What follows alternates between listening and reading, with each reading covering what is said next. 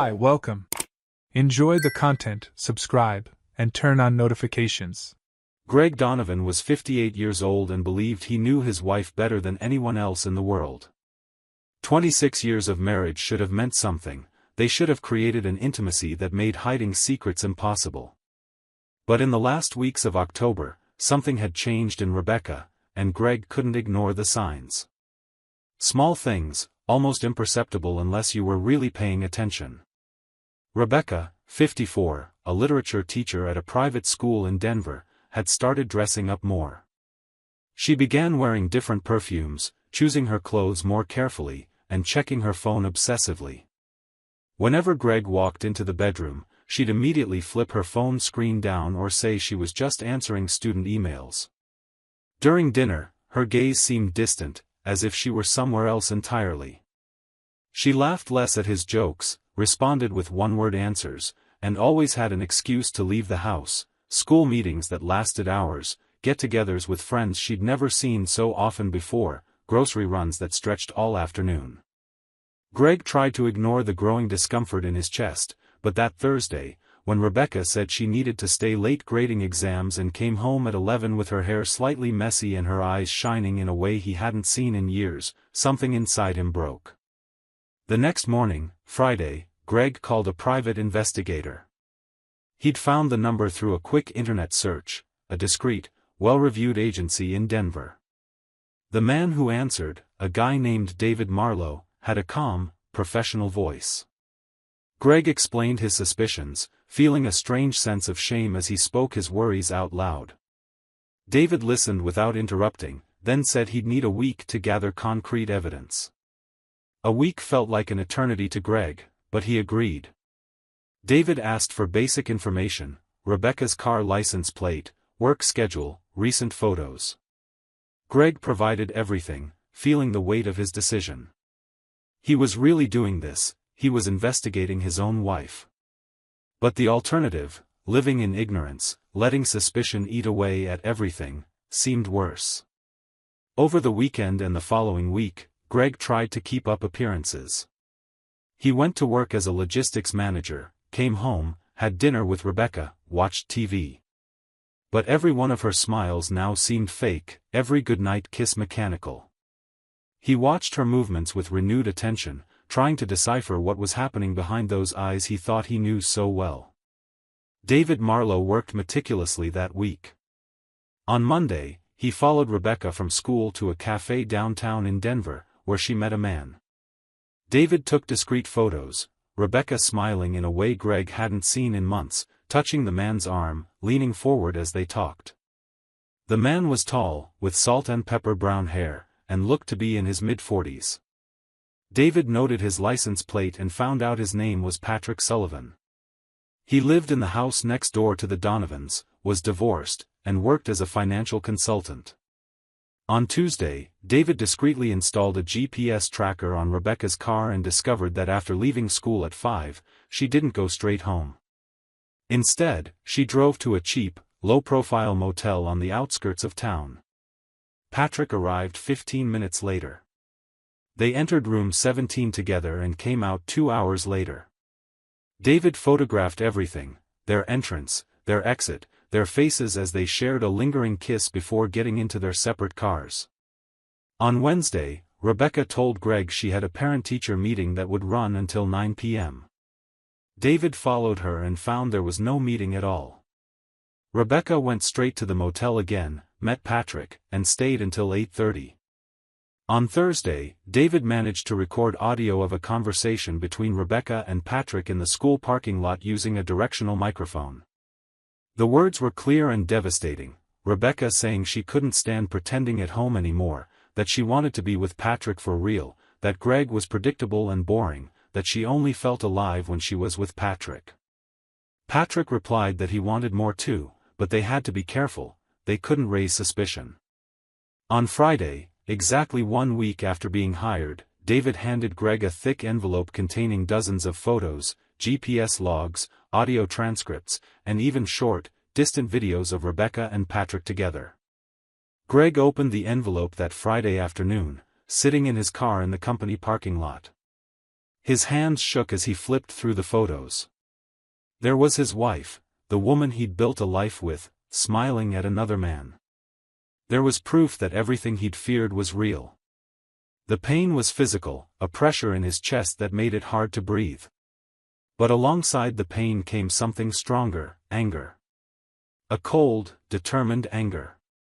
Greg read every page of the report, looked at every photo, listened to every second of the recordings. Then he made his decision. He wasn't going to wait. He wasn't going to plan. He was going to confront Rebecca that very night. He spent the rest of the afternoon making calls. First, to a divorce lawyer recommended by a coworker. Then, to the bank, to transfer half the money from their joint account into a new account in his name. He also made copies of all the evidence David had provided, saving everything to a flash drive and emailing copies to himself.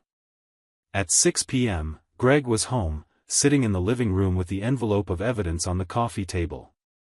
He didn't turn on the lights. He just sat there, in the deepening silence of the house, waiting. Rebecca arrived at 7, walking through the front door with a faint smile on her face. She carried a grocery bag, probably a ready-made excuse in case Greg asked where she'd been. When she flipped on the living room light, she saw Greg sitting motionless in his armchair, staring at her. Her smile faltered. "Greg? You scared me. Why are you sitting in the dark?" He didn't answer right away. He just watched her, studying the face he knew so well, trying to understand how things had come to this. Finally, he spoke, his voice low and controlled. "Do you love him?" Rebecca blinked, confused. "What? What are you talking about?"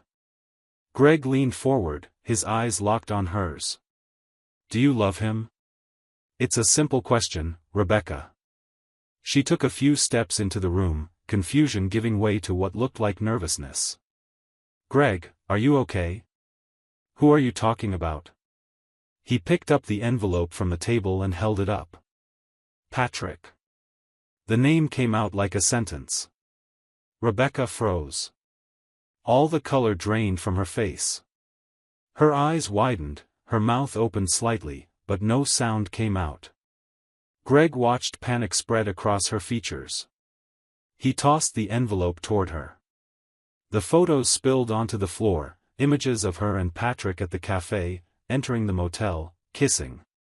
Rebecca stared at the photos as if she couldn't believe what she was seeing. "Greg, she started, but her voice broke. Greg stood up, his voice now heavy with contained rage that made his words slow and deliberate. "No. You're not going to give me excuses. You're not going to try to convince me this is anything other than what it clearly is. I know everything, Rebecca. I hired a detective. He followed you all week. I have photos, videos, audio recordings. I know you met him at that motel 4 times this week. I know you told him I'm predictable and boring. I know you want to be with him for real." Rebecca started crying, tears streaming down her face. "Greg, please, let me explain. I made a mistake. It was a moment of weakness. Patrick and things happened. I was feeling so alone, you're always so focused on work, and Patrick was there, and he made me feel." Greg raised his hand, cutting her off. Don't put this on me. You made choices, Rebecca. You chose to betray 26 years of marriage. You chose to lie to me every single day. You chose to go to that dingy motel with our neighbor while I was here, trusting you." Rebecca took a step forward, reaching out her hands in pleading. "Greg, please. I can end it with him. I'll end it with him right now. We can get through this. We can go to therapy.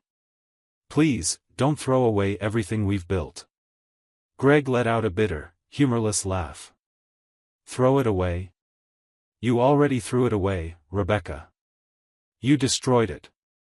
And now you're going to deal with the consequences." He walked back to the armchair and picked up a smaller envelope that had been sitting beside it. I've already contacted a lawyer. Tomorrow morning, he's filing for divorce. I've also transferred half the money from our joint account into a separate account. The house stays with me, it's in my name, remember? It's my parents' inheritance. You'll need to find somewhere else to live. Rebecca shook her head, disbelieving. You can't do this. You can't just kick me out. Greg smiled, but it was a cold smile. I can. And I will. But before that, there's one more thing you need to know. He opened the smaller envelope and pulled out a few printed pages. I found out some interesting things about Patrick. Did you know he's only been divorced for 8 months? And that his ex-wife, a woman named Linda Sullivan, still stays in close contact with him because of their daughter, Mia, who's 15? Linda and Patrick had a friendly custody and child support agreement. Or rather, they did. Rebecca looked at him, confused. What did you do? Greg tilted his head. I sent Linda all the photos and audio recordings the detective collected. She was absolutely furious to find out her ex-husband is involved with a married woman. Linda called me this morning. She's revoking the friendly agreement. She's going to court to limit Patrick's custody and increase his child support payments. Patrick's going to have a lot of headaches in the coming months. Rebecca staggered, leaning against the sofa. Why? Why would you do that to him? Greg stood up, his voice suddenly rising. Why would I do that? Are you kidding me? He slept with my wife. He helped destroy my marriage. And you're asking why I struck back? He took a deep breath, regaining control. But it's not just Patrick. There's more. He pulled another sheet from the envelope. I also sent copies of the evidence to the principal of your school, James Pritchard. You know Westmont Academy has a strict code of conduct about teachers' moral behavior, right? Something about maintaining an exemplary reputation both inside and outside school? James called me this afternoon. He said you'll be placed on investigative leave immediately. They'll assess whether this affects your position at the school. You might lose your job, Rebecca. Rebecca collapsed onto the sofa, sobbing. You've destroyed my life. You've destroyed everything. Greg looked at her with an expression that mixed pity and contempt. No. You destroyed your own life. I just made sure the truth came out. Did you really think you could have your little secret affair with no consequences? Did you think I'd find out and just accept it? You underestimated me, Rebecca. He picked up his car keys from the side table. I'm staying at a hotel tonight. Tomorrow morning, I'll come back with a court officer to make sure you leave the house. You have until then to pack your things. And don't even think about taking anything that isn't legitimately yours. He walked to the door but stopped before leaving, turning to look at her one last time. You know what's saddest about all this, Rebecca? It's not even the betrayal itself. It's the fact that you threw away an entire life for someone who won't stick by you when things get tough. Patrick will abandon you as soon as the trouble starts. And you'll be left alone, having to explain to our kids, to our friends, to everyone, why you did what you did. Then he left, closing the door behind him with a final, definitive click. In the weeks that followed, the divorce moved forward with surprising speed. Greg's lawyer, an experienced man named Robert Hayes, was relentless. With all the evidence of adultery, he secured a highly favorable settlement for Greg. The house stayed with him, along with most of their assets. Rebecca was forced to accept a minimal division, especially since the bulk of their property was in Greg's name. She also faced consequences at work. After a 2-week internal investigation, Westmont Academy decided not to renew Rebecca's contract for the next school year. Although they didn't officially fire her, to avoid lawsuits, they made it clear her presence was no longer welcome. Rebecca's reputation among parents and colleagues was irreparably damaged. Mothers of students whispered when she passed in the hallways, fellow teachers avoided her in the staff room. By December, Rebecca resigned and began looking for jobs at other schools, only to find her reputation had preceded her.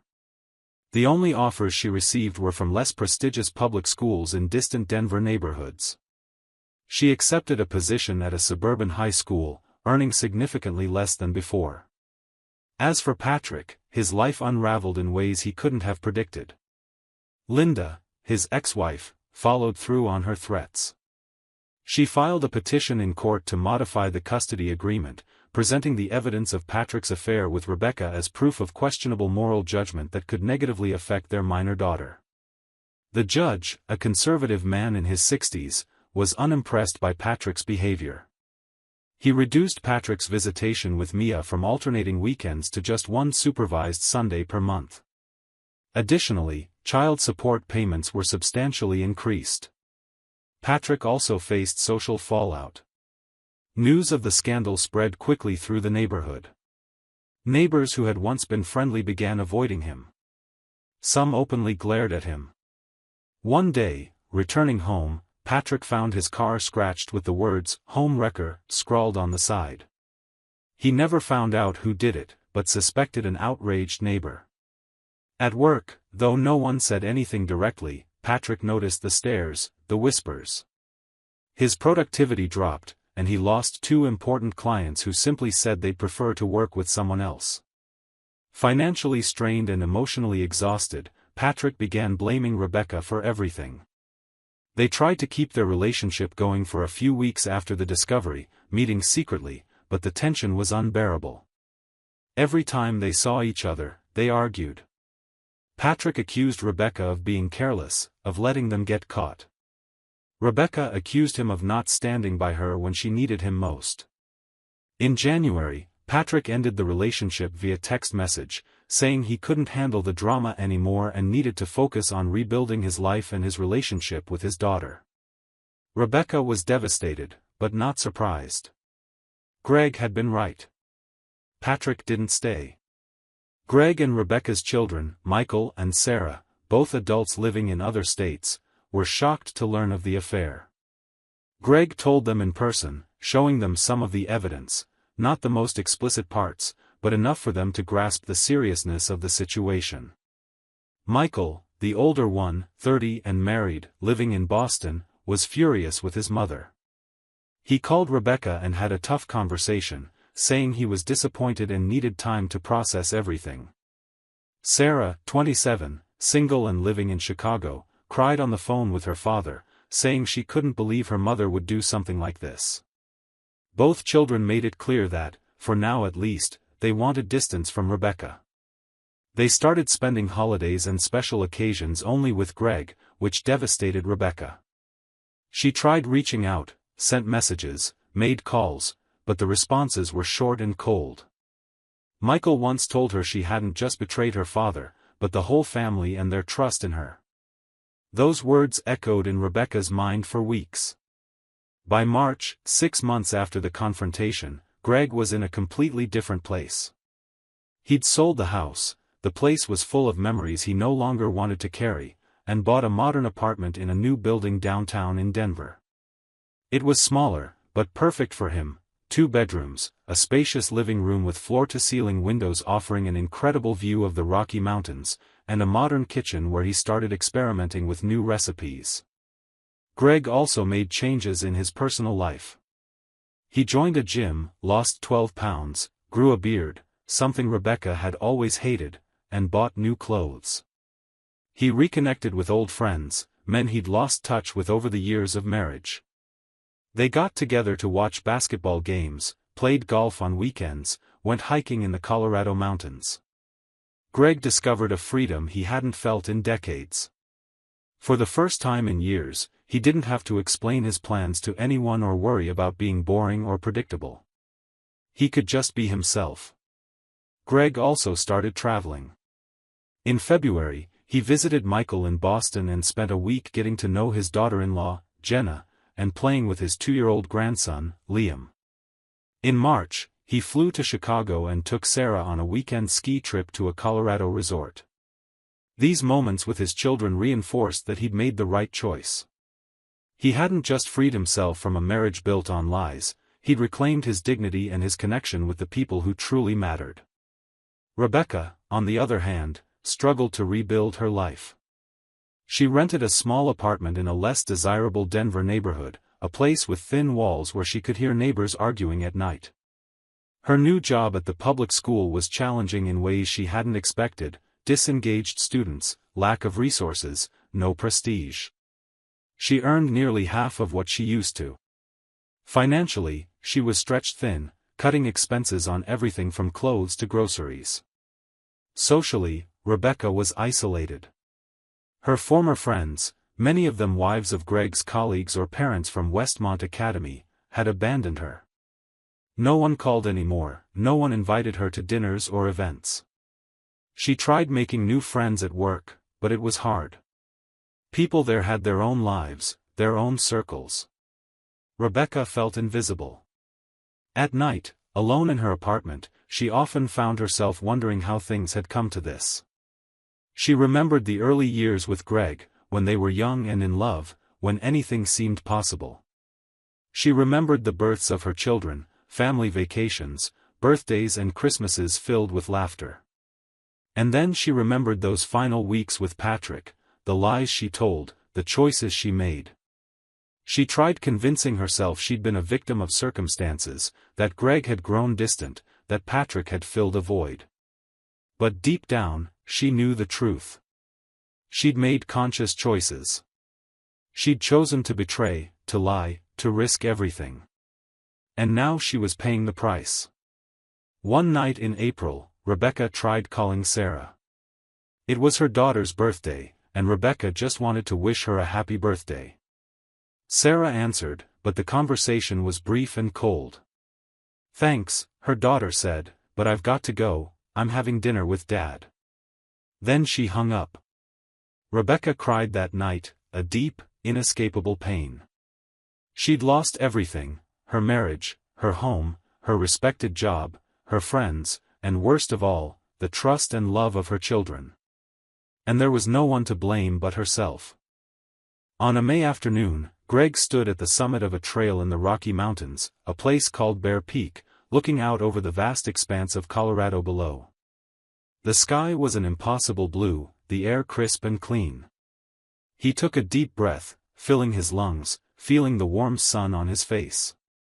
Beside him was a group of new friends from the hiking club he'd joined, people who knew nothing of his past, who knew him only as Greg, a friendly guy who loved the outdoors and good company. One of them, a woman named Claire, a few years younger than him, a retired yoga instructor, smiled at him. "What an incredible view," she said. Greg nodded, smiling back. "It really is," he replied. "Sometimes you have to climb pretty high to see things clearly." Claire laughed, not fully understanding what he meant, but Greg knew. He looked out at the horizon, at the mountains stretching endlessly, and felt something he hadn't felt in a long time: peace. He'd lost a marriage, but he'd gotten himself back. He'd faced betrayal, fought for his dignity, and come out on top. What he felt now wasn't revenge, it was freedom. He thought briefly of Rebecca, wondering how she was doing. Part of him felt sorry for her, for the lonely life she now led, for the consequences she faced. But it was a distant pity, without bitterness. She'd made her choices, just as he'd made his. And they'd both have to live with them. Greg started down the trail, his steps firm and confident. Down below, a new life awaited him, a life of possibilities, freedom, second chances. And for the first time in a long time, he was eager to see what came next. Behind him, the mountains stood impassive, silent witnesses to countless stories of loss, betrayal, pain, and new beginnings. Life moved forward, as it always does, and those who have the courage to face the truth, no matter how painful, are the ones who emerge on the other side stronger, wiser, and finally free. Thank you for watching the video. If you enjoyed it, don't forget to subscribe to the channel and turn on notifications so you won't miss any updates. See you next time.